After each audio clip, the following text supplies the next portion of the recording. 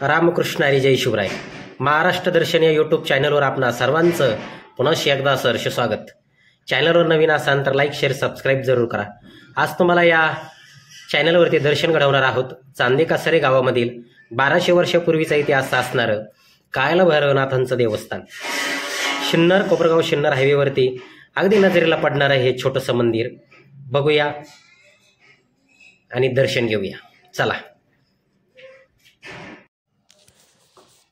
मंदिरामध्ये प्रवेश करताच आपल्याला बघायला मिळते सुंदर उंच असणारी दीपमाळ आणि आजूबाजूचा परिसर.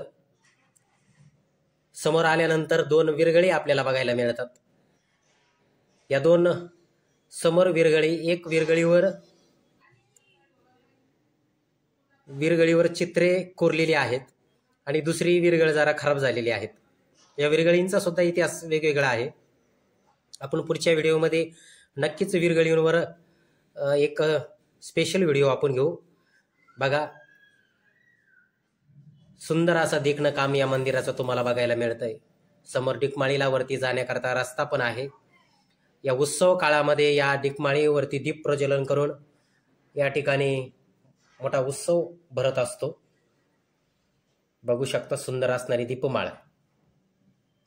चला तर मग आता आपण मंदिराच्या आतमध्ये जाऊन दर्शन घेऊया. 1200 वर्षापूर्वीचा इतिहास असणार हे मंदिर. सुबक असा दरवाजा बघू शकता.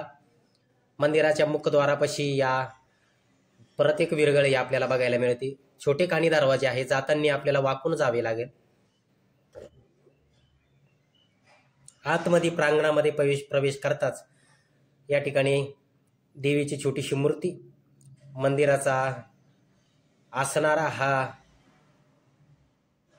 सुंदर असा सुबक देखणा परिसर आपण बघतोय. आणि मंदिरात आत प्रवेश करताना नंदी महाराजांचं दर्शन, कासव महाराजांचं दर्शन या ठिकाणी आपल्याला बघायला मिळतंय. आणि चला आतमध्ये प्रवेश करूया गाभाऱ्यामध्ये मंदिराच्या. सुरुवातीला मंदिराचं हे ट्रस्ट मंडळ आपल्याला बघायला मिळतंय. भैरवनाथ जोगेश्वरी देवस्थान ट्रस्ट असणारा हे संपूर्ण ट्रस्ट. याचे सुंदर देखणं बघा.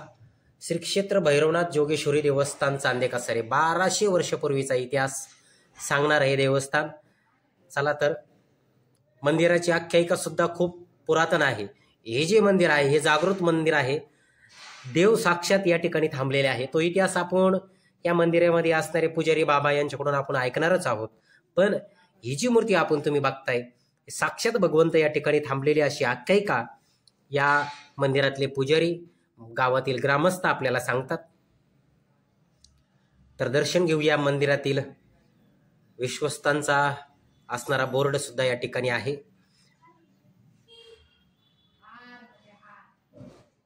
मध्ये आल्यानंतर कालभैरव अष्टक स्तोत्र या ठिकाणी आपल्याला बघायला मिळतं. कालभैरवांची आरतीचं सुंदर फलक या ठिकाणी ट्रस्ट मंडळीच्या मार्फत सुद्धा लावण्यात आलेला आहे. कधी जर आलात तर निश्चित या मंदिराचं दर्शन घ्या. शिन्नर कोपरगाव शिन्नर हायवेवरती शिन्नरला जाताना आणि शिन्नरवरून कोपरगावला जाताना चांदेकासरे रोडला असणारा हे सुंदर मंदिर. एक वेळ अवश्य थांबा, दर्शन घ्या आणि पुढे जा. बघा, मंदिरामध्ये असणारी ही भगवान काळभैरवांची असणारी सुबक मूर्ती.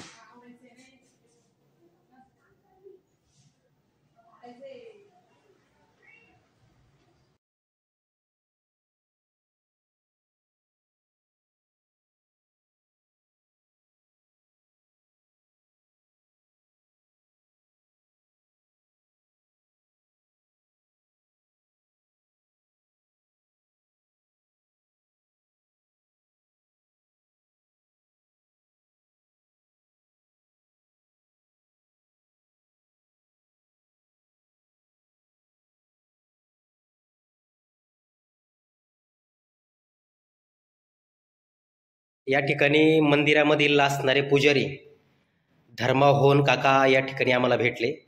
तर या 1200 वर्षापूर्वी मंदिराची आख्यायिका बाबांच्या शब्दात पुजारी आहेत ते, तर आपण ऐकूया. हे मंदिराच्या ठिकाणी 1200 वर्षापूर्वी दधीचे ऋषीचा आश्रम होता. त्या आश्रमामध्ये बरेच ऋषी लोकांनी त्यांच्या मिसेस या राहायच्या. तर गोदावरीच्या काठीनं दंडकारण्य होतं.